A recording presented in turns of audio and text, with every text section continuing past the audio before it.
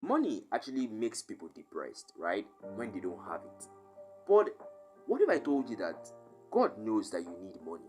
Yes, He does. He knows just what money can do to us. He knows just how better money can make our lives. He knows just how better it can make our lives. And He has put that in our lives. But you need to know how to get it. That's it. You need to know how to get it. If you don't know how to get it, then you would end up getting frustrated. So, how do you get it? The first thing you need to understand is, if you are of the low class, of which I am, you need to work on your character. Okay, there's something they call destiny helpers. I'm sure you heard of it. And destiny helpers aren't exactly the people with the best behaviors. Okay, you can meet someone that is supposed to uplift you, or someone that is supposed to provide financial assistance for you, and the person is a snob, for example. Now, if you don't have the proper behavior to actually entertain that person's character, you won't actually benefit from what God wanted you to benefit from that person. For example, if the person is a snob, meaning the person does not reply really fast to your messages, and you pick an offense and you decide to block the person or archive his chats, well, the person isn't exactly going to see you as a serious person and might just move on, right? And you just missed out, because that person probably he was meant to, take you to the next level of finance in your life, or provide a capital for you to start a business, and you just missed out on that. So the first thing here is, you need to be of proper character. If you're of the low class, especially if you're of the low class, and if you're of the middle class, you need to be of proper character. By proper character, I mean endurance. You need to be able to endure. Destiny helpers are real. Okay, there are real people. They are real people that can actually help you financially, because why? They are sent by God. But you must sustain the proper character to be able to entertain their own behaviors, just because you know what you want to get from them. That's why you have to be calm and entertain their behaviors, even if it may not be nice. The second thing you have to know here is, you must also have a supernatural high. You must know how to determine that somebody is a destiny helper, because someone cannot just add you on Facebook, for example, or you don't just run into a guy on the street and he tells you, okay, can I get to know you, and you exchange contact with him, and all of a sudden two of you get close. And that doesn't just happen. You need to understand that there are ways God moves. God moves through people. God cannot come here physically to come and give you the money. No, He has to do it through people. So when you notice that, isn't it weird that I just happen to stumble upon a guy that is suddenly interested in me and my welfare? Stuffs like that. Okay, let me give you a quick example.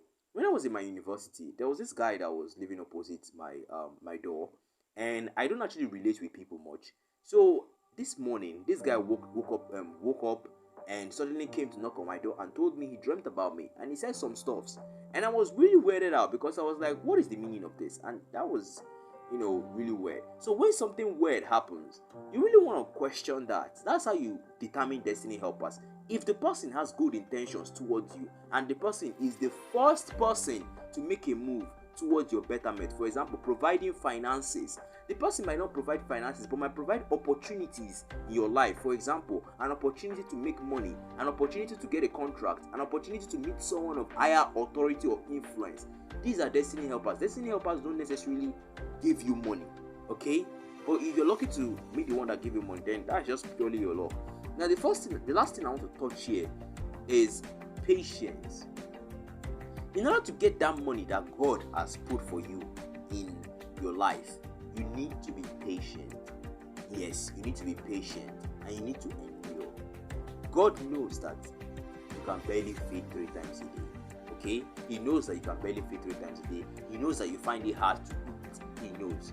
That is why you have to wait on him. Okay? Don't be desperate. Don't get into scams and all that. No, don't do that. Don't be desperate. Just be calm. Be patient. He sees you. He knows you. Okay? He knows you are passing through all this. So just be calm. You must have enough patience so that something will happen. Okay? Something will happen. Just be calm and believe. The important thing is to believe, because if you don't believe that God is real, if you don't believe that God has your best interests at heart, then I'm sorry, you might not be able to see his work in your life. All right. So the last thing I want to touch here is that upliftment means God trying to take you from the level you are to a level that is better. Might not necessarily mean making you rich, but making you more fulfilled in life. For example, you are a guitarist that play at local events. God might send someone that gives people contract, and you play in a live event that has a large crowd, and all of a sudden you go big, and all these popular companies want to endorse you for their advertisement, and from there you are already fulfilled. Because you see, you are a guy that collects 15,000 naira, for example, just to play at a local event, but now you meet up with a man that says he likes your play, and he invites you to a big concert, and because you appeared in that concert, companies want to endorse you for their adverts, and they want to pay you almost 100,000 just for one advert. Now that just means you've gotten the money that God wants you to get. Okay, now that is it. So a famous apostle in my country said, money is not made by chasing after it, money is made by chasing after destiny. Okay, that is the quote I'll leave with you right now. I really have to go. Thanks for listening to me. My name remains Nelson, and I'll see you in the next one.